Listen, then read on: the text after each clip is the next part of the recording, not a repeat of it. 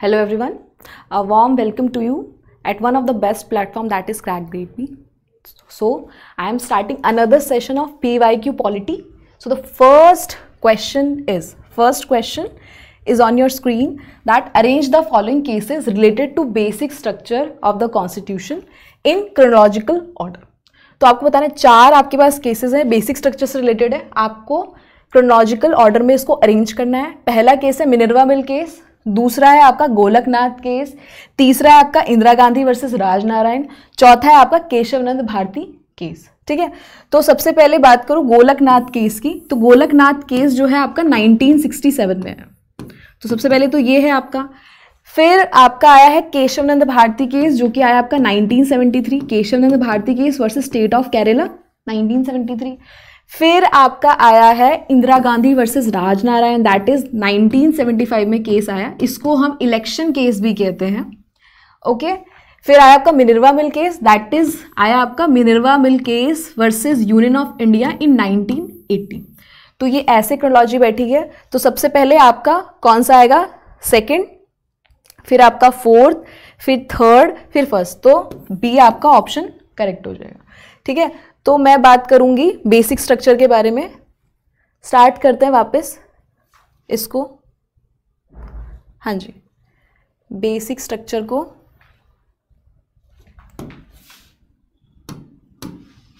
तो मैंने इससे लास्ट सेशन में भी आपको बेसिक स्ट्रक्चर के बारे में बताया था, कैसे कैसे ओरिजिनेशन हुआ बेसिक स्ट्रक्चर का.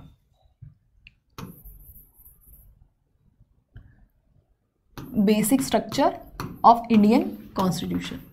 तो सबसे पहले आपका शंकरी प्रसाद केस आया, शंकरी प्रसाद, और साथ में आपका सज्जन सिंह केस. ये दोनों केस जो थे, शंकरी प्रसाद और सज्जन सिंह केस, ठीक है, इन दोनों केसेस में क्या बात हुई कि पार्लियामेंट के पास पावर है कि वो कॉन्स्टिट्यूशन को अमेंड कर सकता है. इसमें बोला गया, क्योंकि मैंने आपको बताया था ये केस एक 1951 ठीक में आया था और ये 1960s में आया था. ठीक है, इसमें उस टाइम जो हमारी जुडिशरी है उनको पूरा भरोसा था गवर्नमेंट पे, क्योंकि जितने भी लोग पार्टिसिपेट कर रहे थे गवर्नमेंट में उन्होंने फ्रीडम स्ट्रगल में आपके काफ़ी इंपॉर्टेंट रोल प्ले किया था, तो उन पे कंप्लीटली वो रिलायबल थे. ठीक है, तो इन दोनों केसेस में बोला कि पार्लियामेंट कैन कर्टेल और अमेंड द कॉन्स्टिट्यूशन. इसके बाद आया Golaknath versus union of India, Golaknath case, ये आपका है 1967. इसमें सुप्रीम कोर्ट ने बोला कि parliament can not cartel fundamental rights. Parliament जो है फंडामेंटल राइट्स को कर्टेल नहीं कर सकता.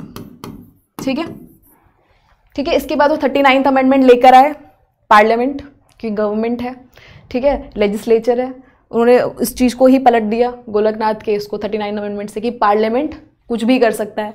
ठीक है, ऐसे करके फिर आपका है Kesavananda Bharati case, Kesavananda Bharati case, Bharati case versus state of Kerala में, वर्सेस स्टेट ऑफ केरला 1973. ठीक है, इसमें Kesavananda Bharati case versus state of Kerala 1973. इसमें बात हुई बेसिक स्ट्रक्चर के बारे में कि parliament can amend the constitution. ठीक है, पार्लियामेंट जो है कॉन्स्टिट्यूशन को अमेंड कर सकता है, लेकिन बेसिक स्ट्रक्चर को अमेंड नहीं कर सकता. ठीक है, बेसिक स्ट्रक्चर को अमेंड नहीं कर सकता. अभी कहाँ मेंशन है बेसिक स्ट्रक्चर, कहीं भी मेंशन नहीं है. जुडिशरी ने बोला टाइम टू टाइम हम बताएंगे कि क्या बेसिक स्ट्रक्चर है. ठीक है, जैसे भी 99th अमेंडमेंट एक्ट हुआ था एनजेएसी का, नेशनल जुडिशियल अपॉइंटमेंट कमीशन बैठाया गया था कि बेसिकली जो अभी कोलिजियम सिस्टम है उसको रिप्लेस करने के लिए, कि अब एग्जीक्यूटिव भी उसमें इंपॉर्टेंट रोल प्ले करेगी, लेकिन वो स्ट्रक डाउन कर दिया बाय सुप्रीम कोर्ट 2015 में, ये कहते हुए कि it is against the basic structure of the Indian constitution. और उन्होंने बात करी आर्टिकल 50 की, separation of executive from judiciary. ठीक है, तो ये सब है. अब वापस आते हैं क्वेश्चन पर. तो देखेंगे गोलकनाथ केस, मैंने बता दिया पार्लियामेंट कोई भी फंडामेंटल राइट को कर्टेल नहीं करेगा. 1967 के केस में बात की गई. नेक्स्ट पढ़ेंगे फिर इसमें केशवनंद भारती केस में 24 अप्रैल 1973 को जजमेंट आई इसकी. ठीक है, और 7:6 से थिन मेजॉरिटी से ये जजमेंट आई और बोला गया कि basic structure of Indian constitution को पार्लियामेंट जो है अमेंड नहीं कर सकती, उसके अलावा कॉन्स्टिट्यूशन में अमेंडमेंट कर सकती है। फिर आया आपका इंदिरा नेहरू गांधी वर्सेस राजनारायण केस 1975, ठीक है। इसमें एक आर्टिकल 329A इंसर्ट किया गया था बाय 39th अमेंडमेंट एक्ट। ये बेसिकली क्या था, इलेक्शन केस से ये जो है जजमेंट केस काफ़ी फेमस हुआ है इलेक्शन केस से। इसमें क्या इंसर्ट किया गया था बाय 39th अमेंडमेंट एक्ट कि जो इलेक्शन डिस्प्यूट होगा प्राइम मिनिस्टर का प्लस स्पीकर का, वो कोर्ट की जुडिक्शन से बाहर होगा, whether it's any court, supreme court, high court, local court, कोई भी। तो फिर इसमें ये केस आया था इंदिरा नेहरू गांधी वर्सेस राजनारायण केस, ठीक है। तो इसमें भी स्ट्रक डाउन करते हुए इस आर्टिकल को सुप्रीम कोर्ट ने कहा था it is against the basic structure of the Indian constitution.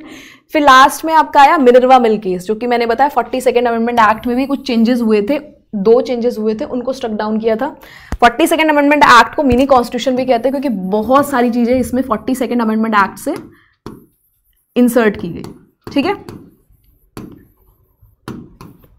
Mini constitution कहते हैं इसको।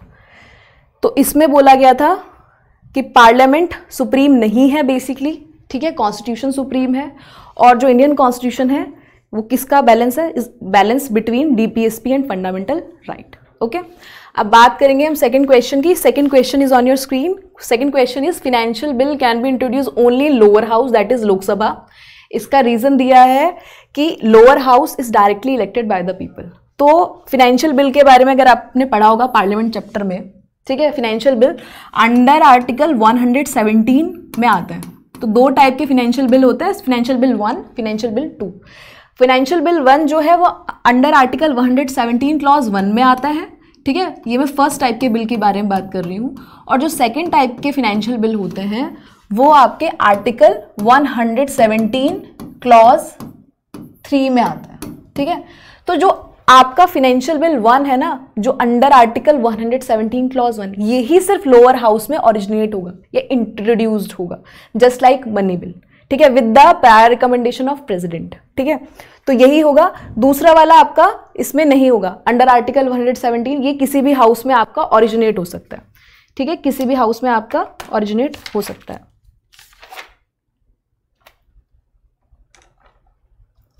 ठीक है। अब हम आगे बढ़ेंगे तो इसका आंसर हो जाएगा A is wrong, assertion is wrong और रीजन इज करेक्ट। तो basically A is false, R is true, तो डी ऑप्शन आ जाएगा इसका। फाइनेंशियल बिल 1 जो है लोकसभा में इंट्रोड्यूस होता है, फाइनेंशियल बिल 2 किसी भी हाउस में इंट्रोड्यूस हो सकता है, तो असर्शन करेक्ट नहीं है। हाँ, लोकसभा या lower house directly elected by the people, ये तो करेक्ट रीजन है। अब बात करेंगे इन्फॉर्मेशन देखते हैं फाइनेंशियल बिल 1, 2 की। तो जैसे मैंने बताया financial bill 1 basically under article 117 clause 1 of the Indian constitution में है। इसमें सारे के सारे रिलेटेड मैटर जो मनी बिल से रिलेटेड मैटर है, बोरोइंग से रिलेटेड मैटर है, वो इसमें होंगे, ठीक है। कुछ टॉपिक्स जो होंगे मनी बिल से रिलेटेड होंगे, लेकिन कुछ जनरल लेजिस्लेशन से भी रिलेटेड होंगे, ठीक है। ये मनी बिल की तरह है, ये तभी रिकमेंडेशन किसकी, प्रेसिडेंट की रिकमेंडेशन पे ही आएगा, ठीक है, क्योंकि लोकसभा में ओरिजिनेट हो रहा है, राज्यसभा में ओरिजिनेट नहीं होगा। फाइनेंशियल बिल 2 की मैं बात करूं तो under article 117 clause 3 of Indian constitution में इसका मेंशन है, लेकिन ये सिर्फ और सिर्फ एक्सपेंडिचर से जितने भी सब्जेक्ट टॉपिक हैं उससे डील करता है। इसमें कोई भी ऐसा मैटर नहीं होगा जो अंडर आर्टिकल 110 के अंडर आता होगा। 110 बेसिकली इसका आर्टिकल है मनी बिल, तो मनी बिल से रिलेटेड कोई भी मैटर इसमें नहीं आएगा, ओके। बेसिकली एक्सपेंडिचर के लिए है और किसी भी हाउस में इंट्रोड्यूस हो सकता है। रिकमेंडेशन जो है प्रेसिडेंट की जरूरी है, ठीक है, और प्रेसिडेंट उस रिकमेंडेशन को बाद में रिसीव कर सकते हैं, रिजेक्ट कर सकते हैं, अमेंड कर सकते हैं, रिटर्न कर सकते हैं, दोनों बिल में। और ध्यान दीजिएगा दोनों बिल में जॉइंट सिटिंग दोनों बिल में हो सकती है। फाइनेंशियल बिल 1 की भी बात करूं मैं, अगर फाइनेंशियल बिल 1 और फाइनेंशियल बिल 2 दोनों में क्या होगा आपका, दोनों में जॉइंट सिटिंग का प्रावधान है, ठीक है। और प्रेसिडेंट ऑल्दो प्रेसिडेंट के रिकमेंडेशन से ही आया है, प्रेसिडेंट के रिकमेंडेशन से ही आया है, लेकिन प्रेसिडेंट इसको रिजेक्ट भी कर सकता है बाद में बिल को, ठीक है, रिटर्न भी कर सकते हैं, ओके। तो ये जॉइंट सिटिंग का दोनों का प्रावधान है। वैसे तो you have to write down in comment section कि किन किन लेजिस्लेशन में, बिल्स में, एक्ट में जॉइंट सिटिंग का प्रावधान नहीं है, प्रोविजन नहीं है जॉइंट सिटिंग का। You have to write down in comment section. और लास्ट सेशन में मैंने आपसे पूछा था नेशनल इमरजेंसी कितनी बार लगी है, तो नेशनल इमरजेंसी बेसिकली 3 बार लगी है, 1962 जब चाइना के साथ वॉर हुई थी, फिर आपकी 71 में बांग्लादेश लिबरेशन वॉर, और एक 75 में जो इंटरनल इमरजेंसी के बेसिस पे लगी थी। फर्स्ट वाली तो 62 में लगी थी, ठीक है। जो सेकेंड इमरजेंसी और थर्ड इमरजेंसी ये दोनों एक साथ हटाई गई 77 में। तो ये आपके लास्ट सेशन के क्वेश्चन का आंसर है। और इस सेशन का क्वेश्चन है कि कौन से बिल्स में या फिर एक्ट्स में, सॉरी बिल्स में या लेजिस्लेशन में ज्वाइंट सिटिंग का प्रावधान नहीं है। तो you have to write down in comment section, ठीक है। अब बात करेंगे क्वेश्चन 3 की। तो क्वेश्चन 3 बेसिकली क्या है आपका, question 3 is the notion of upholding and protecting the sovereignty, unity and integrity of India. तो मैंने लास्ट सेशन में आपको फंडामेंटल ड्यूटी बताया था, तो फंडामेंटल ड्यूटी में ही ये है, ठीक है। प्रेम्बल में basically unity integrity of India है, ठीक है, लेकिन कंप्लीट जो ये पूरा नोशन है upholding and protecting the sovereignty, unity and integrity, ये आपकी फंडामेंटल ड्यूटी में है, ठीक है। तो प्रेम्बल में तो मैंने बोला सोवरेनिटी, यूनिटी, इंटीग्रिटी का मेंशन है, लेकिन बेसिकली किसका प्रोविजन है ये, fundamental duties article 51A of Indian constitution, okay. अब बात करेंगे हम इसमें कि ये जो फंडामेंटल ड्यूटीज हैं ये 42nd अमेंडमेंट एक्ट 1976 के थ्रू इंसर्ट की by the recommendation of Swaran Singh committee. 10 duties include की गई थी उस टाइम, एक और duties later on add on की गई बाय 86 कॉन्स्टिट्यूशनल अमेंडमेंट एक्ट 2002, ठीक है। तो ये सब है आपकी, इसमें 11 फंडामेंटल ड्यूटीज है, ये मैंने आपको बताया था लास्ट सेशन में भी, ठीक है। एक बार आप पढ़ लेंगे वापस, ठीक है, फटाफट से, कि हम अपने कॉन्स्टिट्यूशन को, नेशनल एंथम, नेशनल फ्लैग की रिस्पेक्ट करेंगे, हम जो आइडियाज़ थे, नोबल आइडियाज़ थे जो कि नेशनल स्ट्रगल में यूज़ किए गए, उनको संजोए रखेंगे, ठीक है, उनको चेरिश करेंगे, अपहोल्ड करेंगे, प्रोटेक्ट करेंगे sovereignty, unity and integrity of India. उसके बाद डिफेंड करेंगे कंट्री, और ज़रूरत पड़ने पर नेशनल सर्विसेज भी देंगे, ठीक है। साथ में हार्मनी प्रमोट करेंगे, कॉमन ब्रदरहुड की बात करेंगे, फिर आपका प्रिजर्व करेंगे rich heritage of composite culture, फिर आपका प्रोटेक्ट करेंगे, इंप्रूव करेंगे natural environment including forest, lake, ठीक है। डेवलप करेंगे साइंटिफिक टेम्पर, ह्यूमैनिज्म, साथ में पब्लिक प्रॉपर्टी को सेफगार्ड करेंगे, वायलेंस को एब्जर्व करेंगे, और अपना कंट्रीब्यूशन भी देंगे इंडिविजुअली और कलेक्टिवली, ताकि हमारा जो नेशन है, इंडिया है, वो कॉन्स्टेंटली राइज कर सके। फिर लास्ट में जो कि 86 कॉन्स्टिट्यूशनल अमेंडमेंट एक्ट 2002 के थ्रू इंसर्ट किया गया, ये लास्ट वाला, इसमें कि अपॉर्चुनिटीज प्रोवाइड करेंगे एजुकेशन की अपने चाइल्ड या वार्ड को, जो कि 6 to 14 के बीच में आते हैं, ठीक है। ये है आपका। अब नेक्स्ट है the term liberty, equality, fraternity used in the preamble of the constitution of India are inspired from which revolution. तो बहुत ईजी है, दैट इज फ्रेंच रेवोल्यूशन, ठीक है। तो फ्रेंच रेवोल्यूशन से इंस्पायर्ड हुआ। तो बेसिकली लिबर्टी का मीनिंग क्या होता है, liberty means freedom of individual, freedom to individual to do whatever she wants to do without harming others liberty, okay। equality का मतलब equal opportunity provided to all citizen, और last में fraternity basically common brotherhood, ठीक है। अब now you have to write down in comment section कि preamble हमने किस स्टेट से बोरो किया, बहुत ही easy question है, ठीक है, आपको लिखना है। next question, question 5, what is the name of our country as given by the constitution of India। तो क्या अभी ये question, this is very important, क्योंकि आपने देखा होगा हरियाणा पीसीएस में जो क्वेश्चंस आते हैं ना, वो करंट से रिलेटेड आते हैं, जो भी करंट में चीज़ें चल रही हैं वो सारे क्वेश्चंस पूछता है, ठीक है। अभी name of our country is given by the constitution. अभी रिसेंट में G20 समिट हुई थी दिल्ली में, ठीक है। उसमें बेसिकली अभी रिसेंट में क्या हुआ कि अपोजिशन ने एक अलायंस बनाया जिसका नाम रखा इंडिया, ठीक है। तो प्रेजेंट गवर्नमेंट ने क्या किया, G20 में इंडिया का नाम हटा के भारत रखा। तो उन्होंने फिर ये एक्सप्लेनेशन दिया कि इंडिया हमारे आर्टिकल 1 में लिखा हुआ है, इंडिया दैट इज भारत, तो हम भारत भी वर्ड यूज कर सकते हैं, ठीक है। तो ये है, तो ये आर्टिकल, ये बेसिकली आपका ऑप्शन सी में India that is Bharat, okay. तो आर्टिकल 1 इन द कॉन्स्टिट्यूशन, तो आर्टिकल 1 में क्या है, name and territory of the union. तो आर्टिकल 1 में क्या है, India that is Bharat shall be union of state, ठीक है, यूनियन ऑफ स्टेट्स है rather than federation of state. Even B.R. Ambedkar ने भी बोला basically it's India is a union of state rather than federation of state. Union of state क्यों बोला, हमारे यहाँ यूनियन स्ट्रांग है, बेसिकली सेंटर स्ट्रांग है, और सेंटर ने स्टेट्स को बनाया, और USA is a federal country, या फेडरेशन ऑफ स्टेट्स कह सकते हैं, वहाँ स्टेट्स ने मिलकर सेंटर को बनाया, इंडिया में यूनियन ने मिलकर सेंटर को बनाया। और अभी भी बेसिकली यूनियन के पास इतनी पावर है कि वो वापस रीड्रॉ कर सकते हैं मैप इंडिया का। किसी भी स्टेट के पास अपना कोई राइट नहीं है कि वो इंडिया से अलग हो जाए, नहीं हो सकता है, ठीक है। तो ये है आपका आर्टिकल 1 क्लॉज 2 में 1 क्लॉज 1 में तो यही बात की है कि एक तो कंट्री का नाम और दूसरा किस तरह की पॉलिटी यहाँ पे यूज़ कर रहे हैं। फिर आर्टिकल 1 क्लॉज 2 में स्टेट टेरिटरी, ठीक है, जो कि फर्स्ट शेड्यूल में मेंशन है आपके, ठीक है। फिर बात करेंगे 1 क्लॉज 3 में 3 चीज़ों के बारे में बात की गई, territory of state, union territory और टेरिटरी जो हम एक्वायर करेंगे इन फ्यूचर। तो बेसिकली यहाँ पे हम देखेंगे टेरिटरी ऑफ इंडिया जो है वाइडर एक्सप्रेशन है as compare to union of India. So ये क्वेश्चंस काफ़ी बार पुटअप किया गया है। Union of India basically is narrower than territory of India, या Y territory of India is wider expression than union of India, क्योंकि union of India में सिर्फ स्टेट्स आएंगे और टेरिटरी ऑफ इंडिया में आपके क्या क्या आएंगे, स्टेट्स भी आएंगी, यूनियन टेरिटरीज भी आएंगी और वो टेरिटरीज भी आएंगी जो हम इन फ्यूचर एक्वायर कर सकते हैं। तो ये सब चीज़ें ध्यान दीजिएगा। It must be noted that acquisition of foreign territory does not fall with in article 1। जो हम फॉरेन टेरिटरी का एक्विजिशन करेंगे वो आर्टिकल 1 के अंडर नहीं आता है, ये आपको बात पता होनी चाहिए, ठीक है। ये भी मैंने बता दिया कि why doctor B R. Ambedkar prefer the term union of state rather than federation of state, okay, क्योंकि हमारे यहाँ सेंटर स्ट्रॉन्ग है, ठीक है, और इसलिए इंडिया को हम क्वासी फेडरल कहते हैं रेदर देन फेडरल कंट्री, ठीक है, quasi federal like federal. So question number 6 is on your screen. Question number 6 है,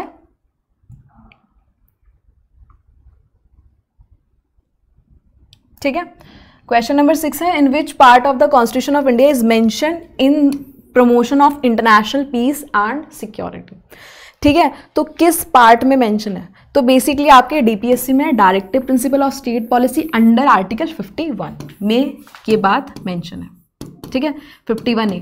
तो DPSP basically directive principle of state policy comes under part 4 of the Indian constitution from article 36 to 51, 36 से 51 तक इसका mention है,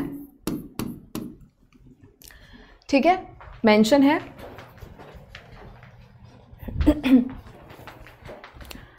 अब हम आगे बढ़ेंगे इसमें, और हमने किस कंट्री से लिया है डीपीएसपी, बेसिकली आयरलैंड से लिया है, ठीक है। और आपको पता होना चाहिए आयरलैंड ने किससे लिया था, स्पेनिश कंट्री से लिया था, स्पेनिश कॉन्स्टिट्यूशन में मेंशन था, उन्होंने वहां से लिया, हमने तो आयरिश कॉन्स्टिट्यूशन से लिया, ठीक है। अब प्रियम्बल को अडॉप्ट किया गया 26 नवंबर 1949 में, और 9 शेड्यूल केस, बेसिकली 9 शेड्यूल क्या है, उसके अंदर एक ऐसा बॉक्स है, ऐसा पिटारा है जिसमें सेंट्रल और स्टेट लॉ रखे हैं जिसको हम कोर्ट में चैलेंज नहीं कर सकते हैं। लेकिन आफ्टर 24 अप्रैल 1973 जब से आपका केशवानंद भारती केस आया, उसके बाद से जो भी लॉज उसमें रखे गए उस बॉक्स में, उन पे जुडिशियल रिव्यू दे सकती है सुप्रीम कोर्ट, ठीक है। नेक्स्ट क्वेश्चन इज कि आपका under which article can any citizen of India move directly to the supreme court of India for violation of any of his her fundamental right. तो ये बहुत important है, कौन सा आर्टिकल है वो, जिस आर्टिकल को डॉक्टर बी.आर. अम्बेडकर ने heart and soul of the Indian constitution बोला, दैट इज आर्टिकल 32, क्योंकि इसमें आपकी 5 रिट्स हैं, ठीक है। रिट्स के बारे में बात की गई है सुप्रीम कोर्ट के कि अगर आपके फंडामेंटल राइट्स का वायलेशन होता है तो आप डायरेक्टली सुप्रीम कोर्ट जा सकते हैं, ठीक है। लेकिन हाई कोर्ट के पास भी पावर है रिट्स की। जब मैं हाई कोर्ट और सुप्रीम कोर्ट पढ़ाऊंगी तब मैं और अच्छे से एक्सप्लेन करूंगी। हाई कोर्ट के पास भी पावर है रिट्स की आर्टिकल 226 के अंडर। तो 5 टाइप की रिट्स हैं। कौन कौन से रिट्स हैं आपकी? Habeas corpus to have the body, means अगर किसी को इलीगली डिटेन किया गया किसी पर्सन को तो हेबस कॉर्पस की रिट पिटीशन लगा सकते हैं वो, और साथ में प्राइवेट इंडिविजुअल के अगेंस्ट भी लग सकती है, ठीक है, गवर्नमेंट के साथ साथ। सर्शोरी यानी कि टू बी सर्टिफाइड, ठीक है। बेसिकली आपकी हायर कोर्ट लोअर कोर्ट को बोलेगी या तो अपना वो ट्रांसफर कर दे case, lower court higher court को ट्रांसफर कर दे केस, या फिर उस ऑर्डर को स्क्वैश कर दे। थर्ड है मैंडेमस वी कमांड, अगर कोई पब्लिक ऑफिशियल अपनी ड्यूटी अच्छे से नहीं कर रहा है, निभा नहीं रहा है, तो आप इस रिट के थ्रू सुप्रीम कोर्ट में जा सकते हैं और सुप्रीम कोर्ट उस पब्लिक ऑफिशियल को कमांड देगी कि आप अपना काम कीजिए अच्छे से, ठीक है।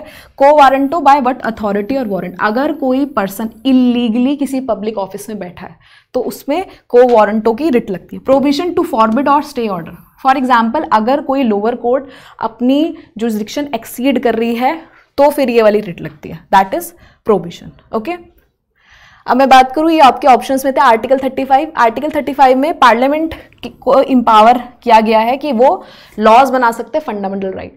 ऑल दो फंडामेंटल राइट्स जो है इनेबलिंग क्लॉज नहीं है, वो ऑटोमेटिकली जो है हम उसको यूज कर पा रहे हैं। ठीक है, आर्टिकल 14 इक्वालिटी बिफोर लॉ और 9 शेड्यूल केस मैंने आपको बताई दिया।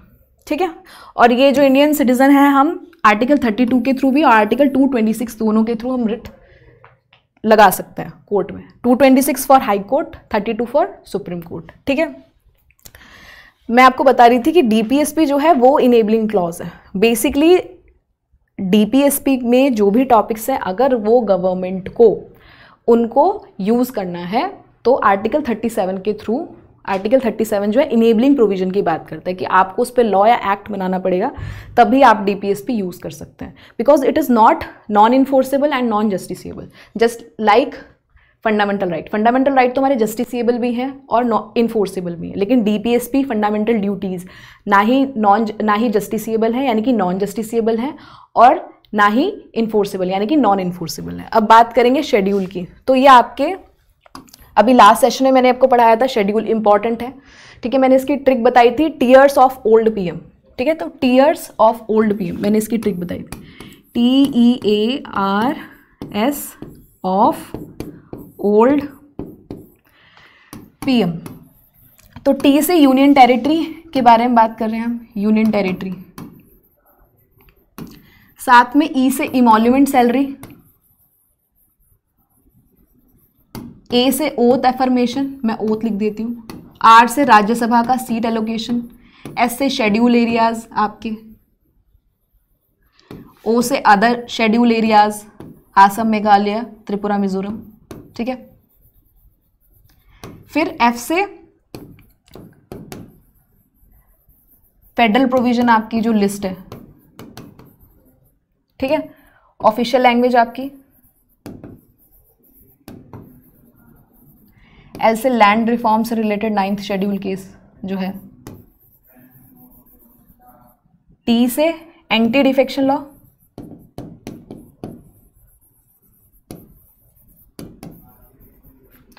पी से पंचायत, एम से म्युनिसिपैलिटी।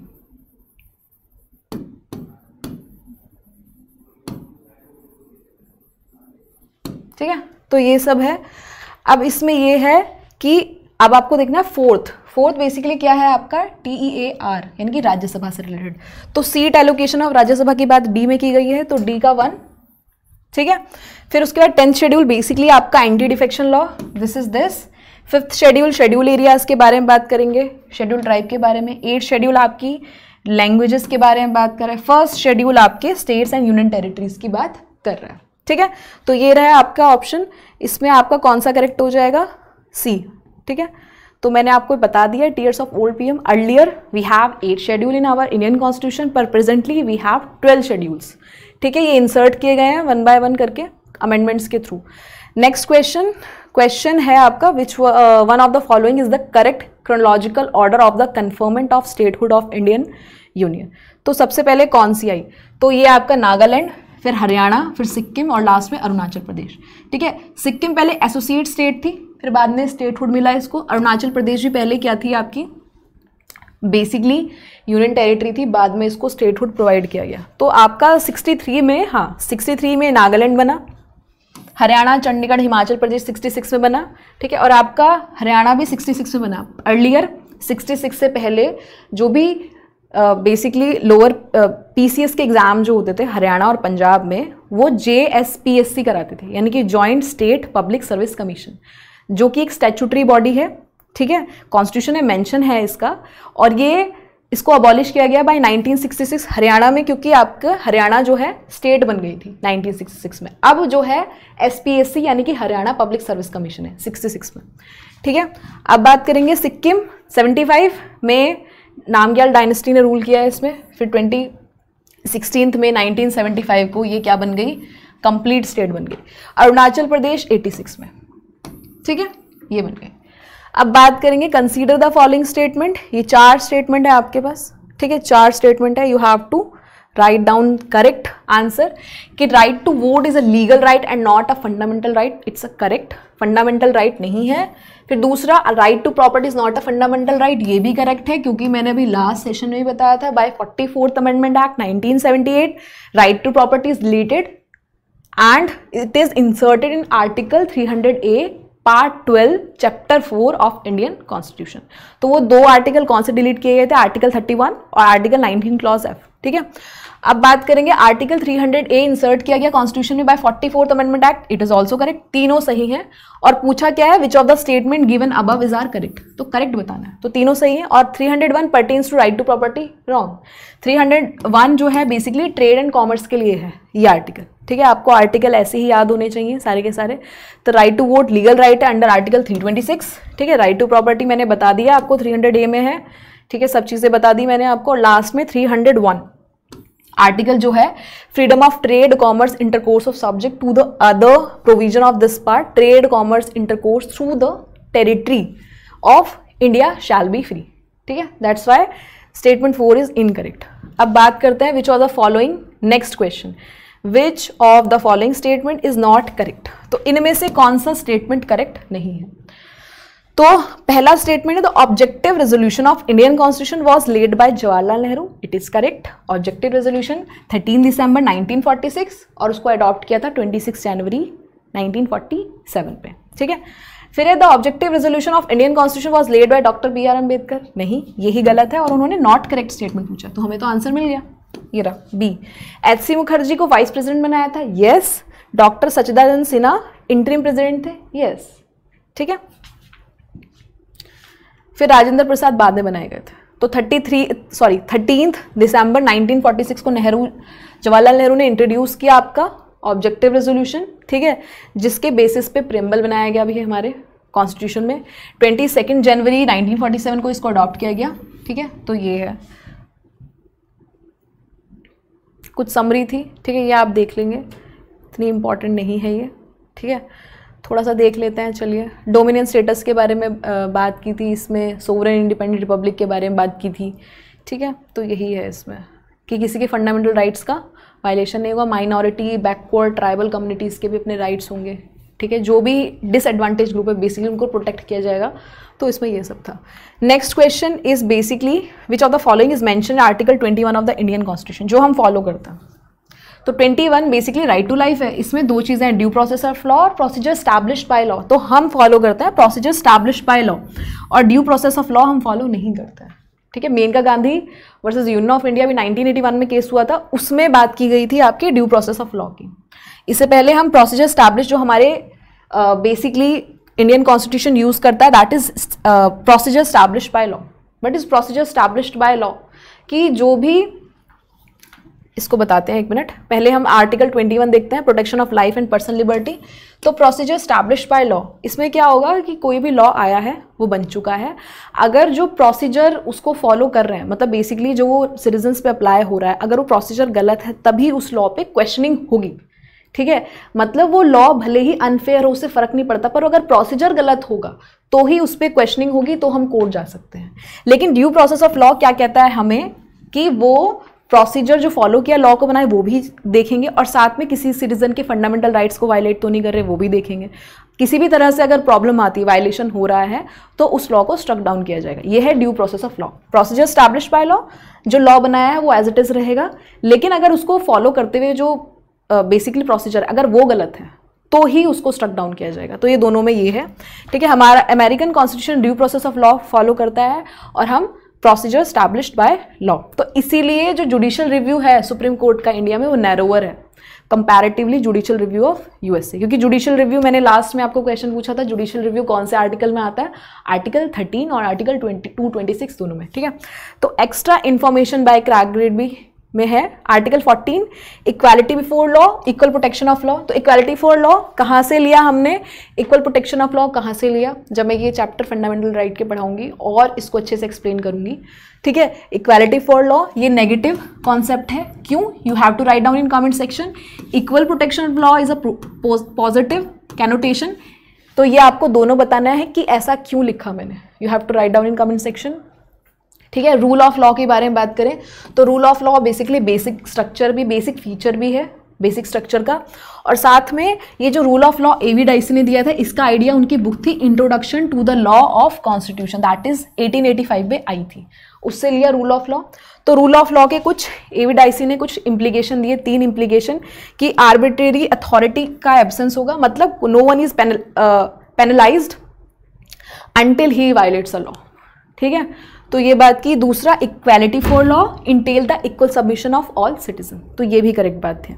लेकिन जो ये वाली बात है कि इंडिविजुअल राइट टेक प्रेसिडेंस, ठीक है, इसमें ये नहीं है, मतलब हमारे यहाँ कॉन्स्टिट्यूशन सर्वोपरि है, हम 2 चीज़ें फॉलो करते हैं, थर्ड नहीं करते हैं, ठीक है। हमारे यहाँ कॉन्स्टिट्यूशन सर्वोपरि है और supreme court is the father and guardian of Indian constitution. America में ये इंडिविजुअल राइट्स ऊपर रखे गए हैं कॉन्स्टिट्यूशन से, ठीक है। अब नेक्स्ट क्वेश्चन की तरफ बढ़ेंगे हम लोग, that is with reference to the latest notification in March 2021 and overseas citizen of India scheme consider the following statement. तो ये है आपके, ठीक है। तो इसमें क्या करना है, OCI परचेज कर सकते हैं एग्रीकल्चर लैंड, तो नहीं कर सकते। Overseas citizen of India land purchase नहीं कर सकते हैं। कौन सी, इमूवेबल प्रॉपर्टी वो कर सकते हैं परचेज, लेकिन एग्रीकल्चर लैंड नहीं कर सकते। दूसरा, OCI can pursue the profession of doctor, advocate, architect, chartered accountant, बिल्कुल परस्यू कर सकते हैं, कोई इशू नहीं है। OCI need special permit to visit any area in India notified as protected, restricted और prohibited by central government. It is correct. OCI can undertake any research, undertake any missionary और journalist activity नहीं, special permission लेनी पड़ेगी OCI को research करने के लिए। तो आपका फर्स्ट और फोर्थ रॉन्ग है, उन्होंने करेक्ट पूछा है, तो सेकंड और थर्ड आपका करेक्ट है। तो OCI परचेज कर सकती है इमूवेबल प्रॉपर्टी, लेकिन एग्रीकल्चर लैंड नहीं कर सकती, hence one statement 1 is incorrect. दूसरा, OCI जो है डॉक्टर का प्रोफेशन, एडवोकेट, आर्किटेक्ट बन सकती है, सेकंड करेक्ट। थर्ड भी स्पेशल परमिट चाहिए होगा, और फोर्थ क्या है, बेसिकली आपका स्पेशल परमिशन चाहिए होगी किसी रिसर्च में, ठीक है। ये सब आपके मिशनरी में या माउंटेनियरिंग या जर्नलिस्ट एक्टिविटी में, ठीक है, ये सब है। और grant of multiple entry life long visa, ठीक है, ये तो मिला हुआ ही है OCI को, ओवरसीज सिटीजन ऑफ इंडिया। अब justice Madan B Lokur committee किस चीज़ के लिए बैठी गई थी, बेसिकली ये स्टबल बर्निंग के लिए बैठी गई थी, ठीक है। तो बस 2020 में जजमेंट आई थी, तो पंजाब हरियाणा से रिलेटेड है, मैंने ध्यान दीजिएगा। तो 21 का है ये, बेसिकली 21 का एग्जाम है, तो 1 साल पहले पुराना करंट अफेयर पूछा डायरेक्ट उन्होंने, कौन सी कमेटी बैठी, तो पता होना चाहिए आपको करंट अफेयर अच्छे से रिलेटेड, जो भी आपके सब्जेक्ट से रिलेटेड है, सिलेबस में रिलेटेड जो भी करंट अफेयर है उसको अच्छे से पढ़ना है, क्वेश्चंस कहीं से भी आ सकते हैं, ठीक है। Next, GST। अब GST was introduced as a part of indirect tax reform in India, which of the following are, just wait a minute, which of the following are the salient feature of GST? तो GST applicable on the manufacture of good or on sale of good or on provision of services, तो ये गलत है। Basically it's a principle of destination based consumption tax, supply पे होता है, ठीक है। तो फर्स्ट रॉन्ग है, GST applicable on supply of goods और सर्विसेज, यस। GST जो है डेस्टिनेशन बेस्ड कंजम्पशन टैक्स है, यस। उसके बाद GST is levied at rate decided by GST council, yes. By 101 constitution amendment act, 101 constitution amendment act के under article 279A clause insert किया गया, जिसमें कहा गया कि प्रेसिडेंट एक GST काउंसिल बना सकते हैं, ठीक है। तो GST जो लगता है goods and services tax, basically आपका फर्स्ट ही रॉन्ग था, सेकंड थर्ड फोर्थ करेक्ट है इसमें। तो ये जो है आपका इनडायरेक्ट टैक्स पे लगता है, ठीक है, सप्लाई पे, ठीक है, डेस्टिनेशन बेस्ड टैक्स है, और GST काउंसिल इसको रेट डिसाइड करती है, ठीक है। तो अभी मैंने बताया वैल्यू एडेड टैक्स, फिर उसके बाद इसमें 4 स्लैब है, 5%, 12%, 16%, 28%, ठीक है, ये सब है। और आर्टिकल 279A भी बता दिया मैंने। अब एक लास्ट है कि काउंसिल जो है सेंटर के पास कितनी वोटिंग पावर है, 1/3, ठीक, और स्टेट के पास कितनी पावर है, 2/3, और कोई भी डिसीजन जो लिया जाएगा वो 3/4 मेजोरिटी से लिया जाएगा, ठीक है। किससे लिया जाएगा, 3/4 मेजोरिटी से। यानी कि अगर 100 है तो 75, अगर 100 टोटल सीट्स हैं तो 75 कम से कम लोगों ने, ठीक है, वोटिंग दिया हो तो ही वो डिसीजन माना जाएगा। अब नेक्स्ट करेंगे, among the following language which have been declared as classical language by Indian constitution, तो आपको बताना है कौन सी है। तो मलयालम, कन्नड़, तेलुगु, तमिल, ये चारों ही आपकी क्लासिकल लैंग्वेज है। 8 शेड्यूल में मेंशन है आपका, मिनिस्ट्री ऑफ कल्चर ने इनकी गाइडलाइंस दी है कि किनको क्लासिकल लैंग्वेज ट्रीट किया जाएगा, और हमारे कॉन्स्टिट्यूशन में 6 क्लासिकल लैंग्वेजेस हैं, ठीक है। 6 क्लासिकल लैंग्वेजेस हैं हमारे कॉन्स्टिट्यूशन में 8 शेड्यूल में। तो तमिल, इसको मैंने अपनी फॉर्म में एक निमोनिक बनाया, ठीक है, ऐसे याद किया मैंने TMK, ठीक है, एक पार्टी है ना DMK, मैंने TMK बनाई, और साथ में TMO, ठीक है, ऐसे TMK TMO TMK TMO। तो ये मैंने सीरीज से याद की, तमिल क्योंकि तमिल सबसे पुरानी, फिर संस्कृत 2005 में, फिर कन्नड़ 2008 में, ठीक है, तेलुगु 2008, फिर मलयालम 2013, फिर उड़िया 2014। TMK TMO, ये 6 आपकी क्लासिकल लैंग्वेजेस हैं 8 शेड्यूल में। Okay, next question basically commission के ऊपर है। सेंटर स्टेट रिलेशन की कौन सी कमीशन नहीं है? तो सरकारिया कमीशन भी बात करी है सेंटर स्टेट रिलेशन की, गवर्नर को पावर की बात करती है, राजमन्नर कमीशन भी बात करती है आपके, सोली सोरबजी और MM पुंछी कमीशन, ये भी गवर्नर के बारे में बात करती है, नहीं सेंटर स्टेट। सोली सोरबजी कमीशन नहीं करती है, पुलिस के ऊपर, पुलिस रिफॉर्म एक्ट के ऊपर बनी थी ये कमीशन। बेसिकली जो हमारा एक्ट है, ठीक है, जो हमारी पुलिस का जो बेसिकली पुलिस एक्ट 1861 आज भी हमारा यही चल रहा है, तो इसको रिफॉर्म के लिए सोली सोरबजी कमीशन लाई गई, ठीक है, लेकिन अभी तक कुछ हुआ नहीं है, ठीक है। अब बात करेंगे which of the following article of fundamental right is available only to citizen of India. तो अब इसमें से बताइए कौन सा सिर्फ सिटीजन के पास है। You have options: right to equality, right to life, personal liberty, right to freely profess, practice, propagate religion, and next is protection of cultural and educational right of minorities, Article 29. So बताइए, तो answer हो जाएगा D, protection of cultural and educational right of minorities. बाकी आपके citizens को मिला हुआ है और एलियंस को मिला है। 2 टाइप के एलियंस होते हैं, जो बेसिकली इंडिया के सिटीजन नहीं होते, वो एलियन होते हैं, ठीक है। तो 2 टाइप के एलियन होते हैं, एक एनिमी और एक फ्रेंडली। तो आपको बताना है कि क्या पाकिस्तान के जो माइग्रेंट्स इंडिया में रहते हैं वो आपके एनिमी एलियन हैं कि फ्रेंडली एलियन है, और आपको उसका रीज़न भी बताना है कि वो क्यों फ्रेंडली एलियन है या फिर वो क्यों एनिमी एलियन है, ठीक है। So this is your question of the day.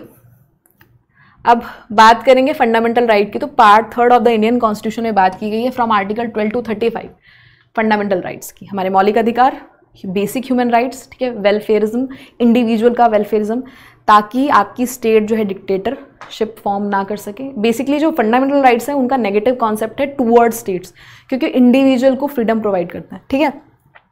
तो आपके ये जो 5 आर्टिकल हैं, आर्टिकल 15, 16, 19, 29, 30, ये एक्सक्लूसिवली आपके सिटीजन्स को, कौन कौन से, और ये क्वेश्चन है आता भी है और इंपॉर्टेंट भी है। 15 आर्टिकल 15 प्रोहिबिशन ऑफ डिस्क्रिमिनेशन, ठीक है, on the basis of caste, creed, gender. 15 तो बेसिकली जो आपके माइग्रेंट्स होंगे किसी और कंट्री के, उनके साथ तो हम डिस्क्रिमिनेशन कर सकते हैं ना, जैसे रोहिंग्याज आए, बहुत सारे हैं, अगर वो इलीगली आए हैं, ठीक है। Article 16 basically equality of opportunities, तो हम सबसे पहले अपनी सिटीजन्स को इक्वालिटी मतलब अपॉर्चुनिटी देंगे, फिर बाद में दूसरों का भला करेंगे, पहले अपने ही देश का भला करेंगे, अपने सिटीजन्स का। तो article 16, 19 freedom of speech expression, हमारे सिटीजन्स, हम इंडिया के सिटीजन, हम अपनी गवर्नमेंट को क्रिटिसाइज कर सकते हैं, लेकिन बाहर का कोई पर्सन उसको क्रिटिसाइज नहीं कर सकता है बेवजह, या कुछ ऐसी मतलब एक्सप्रेशन नहीं दे सकता है जिससे हर्ट हो सेंटिमेंट्स। 29 और 30 ये माइनॉरिटी के हैं। तो ये 5 जो आपके आर्टिकल है ये एक्सक्लूसिवली सिटीजन्स के पास है, फॉरेनर्स के पास नहीं है। बाकी जितने भी आर्टिकल्स हैं वो दोनों यूज़ कर सकते हैं, या उनके पास वो दोनों आर्टिकल्स हैं, जैसे 14, 20, 21, 21A। सिटीजन्स जो हैं उनको ज़्यादा पावर है कंपैरेटिवली, ठीक है। अब फीचर ऑफ फंडामेंटल राइट, अब जैसे आपके फ्रेंडली एलियन, अगर मैं एनिमी एलियन की बात करूँ तो फ्रेंडली एलियन और एनिमी एलियन में भी एक डिफरेंस है। एनिमी एलियन को आर्टिकल 22 भी नहीं मिलता है, आर्टिकल 22 नहीं मिलता है, ठीक है। तो फंडामेंटल राइट के बारे में बात करेंगे, जस्टिसेबल है, ठीक है, पॉलिटिकल डेमोक्रेसी इस्टेब्लिश करते हैं, ऑब्सोल्यूट नहीं है, क्वालिफाइड है, मतलब परमानेंट नहीं है, ठीक है। हम टाइम टू टाइम इसको क्या कर सकते हैं, चेंज कर सकते हैं। जैसे राइट टू प्रॉपर्टी हमने 1978 bye 44th amendment act delete किया, ठीक है, वो अननेसेसरी लगा उस टाइम तो उसको डिलीट कर दिया। तो इसलिए सेक्रोसेंट नहीं है, एब्सोल्यूट नहीं है। फंडामेंटल राइट्स, जुडिशियल रिव्यू, ठीक है, ये सब हमने कहाँ से लिए, यूएसए से। प्रियम्बल भी हमने यूएसए से लिया। 7 फंडामेंटल राइट्स से अर्लियर, मैंने बताया डिलीट कर दिया एक। अभी तो 6 फंडामेंटल राइट है। पहले आपका राइट टू इक्वालिटी, आर्टिकल 14 से 18 राइट टू फ्रीडम, आर्टिकल 19 से 22 फिर right against exploitation, article 23-24 freedom of religion, ठीक है, 25 से 28 साथ में कल्चरल एजुकेशन राइट, आर्टिकल 29-30 और साथ में right to constitutional remedies that is article 32, ठीक है। इसी में 5 रिट थी जिसको heart and soul of the Indian constitution बोला था डॉक्टर BR अम्बेडकर ने। अब नेक्स्ट, अभी तक 2 सेशन लिए हैं मैंने पॉलिटी MCQ पे और 3rd सेशन में भी पब्लिक अकाउंट कमेटी फिर आ गई। तो अभी तक तो आपको ये रट जानी चाहिए पब्लिक अकाउंट कमेटी। तो पब्लिक अकाउंट कमेटी 1921 में बनी थी। Chairman of public account committee जो है अपोजिशन पार्टी से है और टेन्योर जो होगा वो 2 साल का होगा। तो ये तो गलत है, 3rd वाला गलत है। अब बचे 2, यही करेक्ट है। 1921 में बनी थी public account committee, it is करेक्ट। 22 मेंबर्स है, 15 फ्रॉम लोकसभा, 7 फ्रॉम राज्यसभा। हर साल इलेक्ट होते हैं member by PRSTV that is proportional representation of single transferable vote. साथ में मिनिस्टर जो होगा वो इलेक्ट नहीं होगा जैसे एस्टिमेट कमेटी में होता है, ठीक है। और आपके चेयरमैन जो होंगे वो आपके स्पीकर डिसाइड करेंगे। और 1967 से कन्वेंशन चला रहा है कि अपोजिशन पार्टी के ही मेंबर जो होंगे वही आपके चेयरमैन बनते हैं। टेन्योर 1 ईयर है। एग्जामिन करना होता है जितनी भी ऑडिट रिपोर्ट्स होती हैं कैग की, ठीक है, वो सब एग्जामिन करने होते हैं पब्लिक अकाउंट कमेटी को। एस्टिमेट कमेटी मैंने बताई थी आपको, वो बेसिकली बजट से रिलेटेड चीज़ें देखती है। अब 3 रिपोर्ट कैग जो है होता है सबमिट करता है, ठीक है, पब्लिक अकाउंट कमेटी में। एक तो है एप्रोप्रिएशन अकाउंट, दूसरा है फाइनेंस अकाउंट और तीसरा है आपका पब्लिक अंडरटेकिंग। तो एप्रोप्रिएशन अकाउंट, फिनेंस अकाउंट और रिपोर्ट ऑन पब्लिक अंडरटेकिंग, ये तीनों रिपोर्ट कैग सबमिट करता है, ठीक है। Next question, consider the following statement regarding anti defection law. तो एंटी डिफेक्शन लॉ के बारे में हम देखेंगे क्या है। रीड कीजिए क्वेश्चन।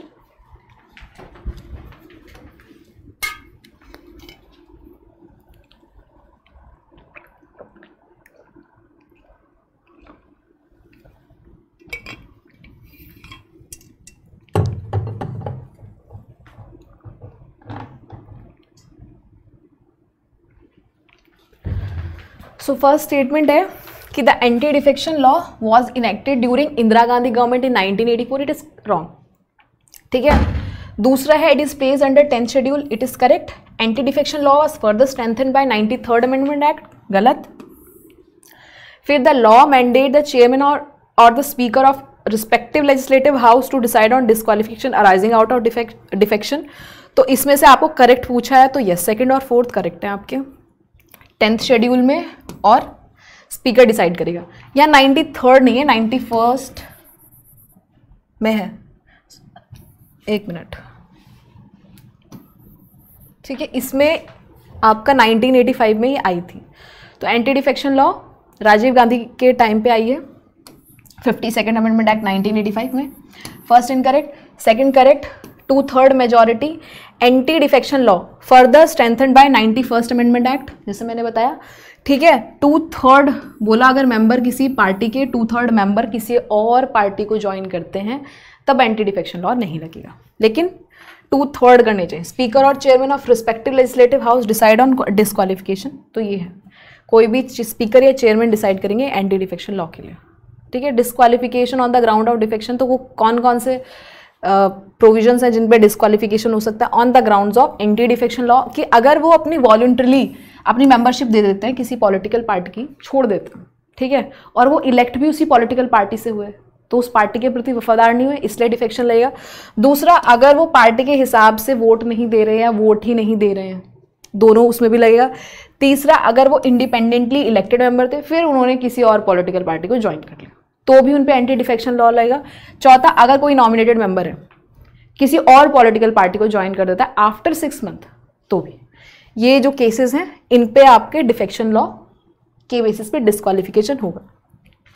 अब disqualification on the grounds of defection is not to apply in case of merger, merger के टाइम पे नहीं है, ठीक है। 91st अमेंडमेंट एक्ट था कि 2/3 अगर मेंबर जो है पार्टी की वो ज्वाइन करेंगे तो डिफेक्शन लॉ नहीं लगेगा, ठीक है, क्योंकि उस टाइम पे, पहले टाइम पे क्या होता था कि पैसे के बेसिस पे, मनी के बेसिस पे बहुत सारे MLA MPs इधर उधर हो जाते थे पार्टी में और सरकार गिर जाती थी, तो इसलिए फिर डिफेक्शन लॉ लेके आए थे। अब विच of the following committee on Panchayati suggested constitutional amendment, तो LM सिंघवी कमेटी ने सबसे पहले सजेस्ट किया था कि भाई आप पंचायती राज को कॉन्स्टिट्यूशनली बॉडी बनाओ, कॉन्स्टिट्यूशनल बॉडी बनाओ।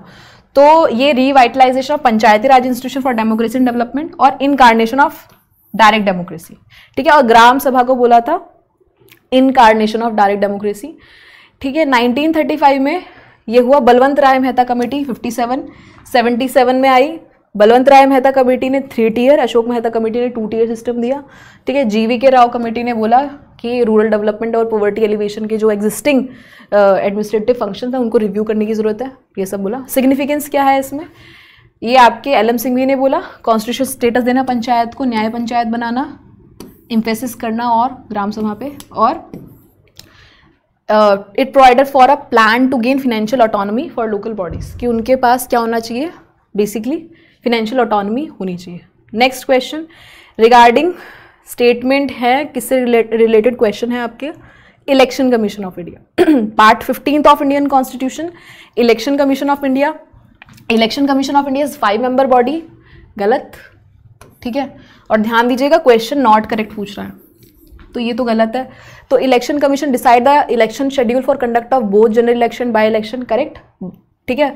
तो बाय इलेक्शन क्या होते हैं, बाय इलेक्शन बेसिकली वो इलेक्शन होते हैं, फॉर एग्जांपल एक बार जनरल इलेक्शन हो गया है और फिर किसी कॉन्स्टिट्यूएंसी में किसी भी रीज़न से 1-2 सीट रह जाती हैं, ठीक है, मतलब वहाँ पे कोई पर्सन इलेक्ट नहीं हो पाया, तो उस पर्टिकुलर कॉन्स्टिट्यूएंसी के लिए बाई इलेक्शन कराया जाता है, ठीक है। वो रीज़न कुछ भी हो सकता है। उसके बाद election commission resolve the dispute relating to split merger of recognised political party, correct है। Election commission of India provide election symbol for newly registered party, ये भी करेक्ट है। तो एक ही रॉन्ग है, तो आंसर 1 ही होना चाहिए इसका, हाँ 1 ही है। तो election commission of India multi member body है, ठीक है। तो सबसे पहले मैं बात करूँ 15 अक्टूबर 1989 में आपकी सिंगल मेंबर बॉडी थी, लेकिन जैसे ही 16 अक्टूबर 1989 में 2 इलेक्शन कमिश्नर को और बिठाया गया, प्रेसिडेंट ने और अपॉइंट कर लिया, क्योंकि उस टाइम 61st अमेंडमेंट एक्ट 1989 का एक्ट आया था, जिसमें कि बेसिकली जो वोटिंग एज थी 21 से 18 कर दी थी, तो काम ज़्यादा बढ़ गया था, इसलिए 2 इलेक्शन कमिश्नर फिर अपॉइंट किए। फिर 1990 में अबॉलिश, फिर से 90 में फिर से अबॉलिश कर लिए 1990 में, फिर 1993 से फिर से 2 इलेक्शन कमीशन को अपॉइंट कर लिया। तो ये सब चलता रहा, लेकिन फाइनली अभी 3 आपके टोटल इलेक्शन कमीशन है, तीनों की सेम सैलरी पे स्केल होता है, ठीक है। अब बात करेंगे अगर इलेक्शन कमीशन, तो 3 मेंबर बॉडी नहीं, मल्टी मेंबर बॉडी, क्योंकि ये डिसाइड करेंगे आपके प्रेसिडेंट टाइम टू टाइम जितनी उनको जरूरत लगेगी, ठीक है। अब बात करेंगे 25 जनवरी 1950 को, इसको हम क्या कहते हैं, नेशनल वोटर्स डे भी, और उसी टाइम आपकी इलेक्शन कमीशन भी बनी थी, ओके। और किस किस के इलेक्शन कराते हैं, मैंने लास्ट उससे पूछा था, Lok Sabha, Rajya Sabha, legislative assembly, president and vice president, office of president, vice president, इनका किया था, ठीक है। पंचायत और म्यूनसिपैलिटी से रिलेटेड नहीं है, क्योंकि उसके लिए स्टेट्स इलेक्शन कमीशन है। अब पार्ट 15 में 324 से 329 ऑफ इंडियन कॉन्स्टिट्यूशन, ये सब है।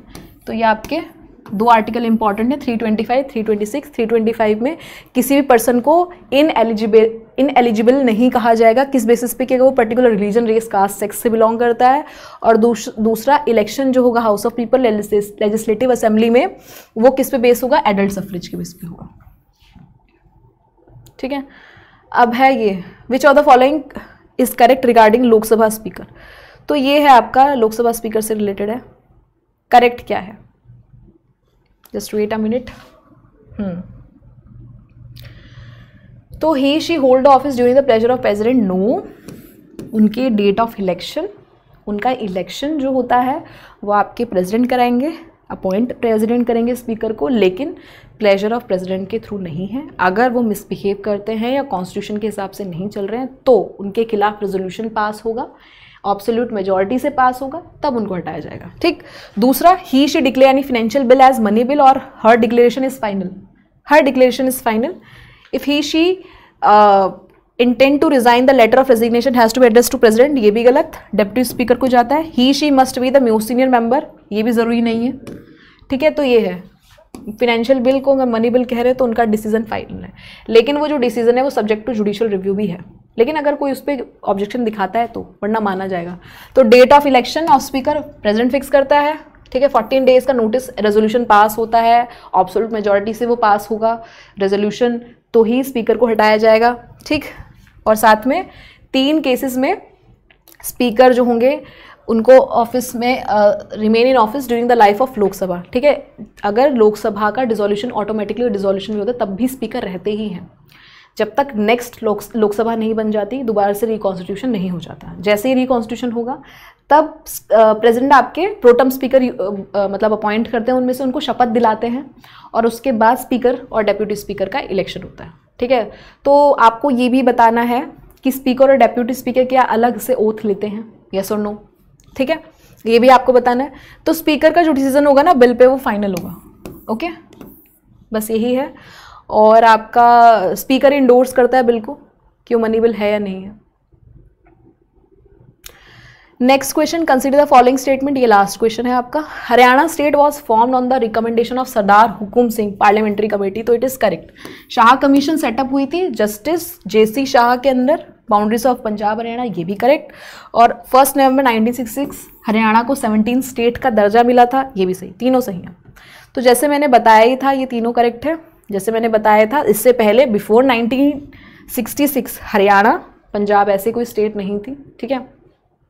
उस टाइम यहाँ पे JSPSC थी, मतलब कॉन्स्टिट्यूशन में मेंशन है JSPSC यानी कि joint state public service commission, जो कि एक स्टैट्यूटरी बॉडी है जो कि एक्ट ऑफ पार्लियामेंट के थ्रू बनाई गई, जो कि बेसिकली 2 जगहों के पब्लिक सर्विस एग्जाम कंडक्ट कराएगी, ठीक है। लेकिन 1966 में हरियाणा स्टेट बन गई तो अब इसकी कॉन्स्टिट्यूशनल बॉडी बन गई SPSC, state public service commission. तो state public service commission basically जो आपकी है, इसमें जितने मेंबर्स हैं, मेंबर्स हो गए, चेयरमैन कौन अपॉइंट करेंगे, आपके गवर्नर अपॉइंट करते हैं, गवर्नर अपॉइंट करेंगे मेंबर प्लस चेयरमैन, ठीक है।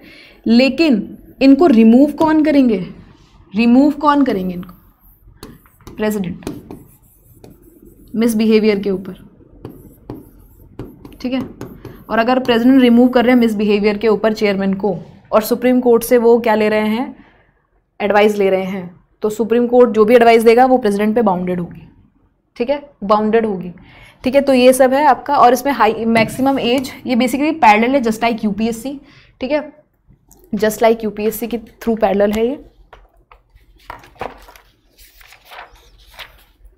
पार्ट 14th में है, ठीक है, पार्ट 14th 315 से 323 के अंडर आती है। वही मैक्सिमम एज 62, पहले 6 ईयर का टेन्योर होगा और maximum at the age 62 years. UPSC में 65 है, ठीक है। जब चैप्टर पढ़ाऊंगी तो और अच्छे से बताऊंगी इसके बारे में। आज के लिए इतना ही, थैंक यू।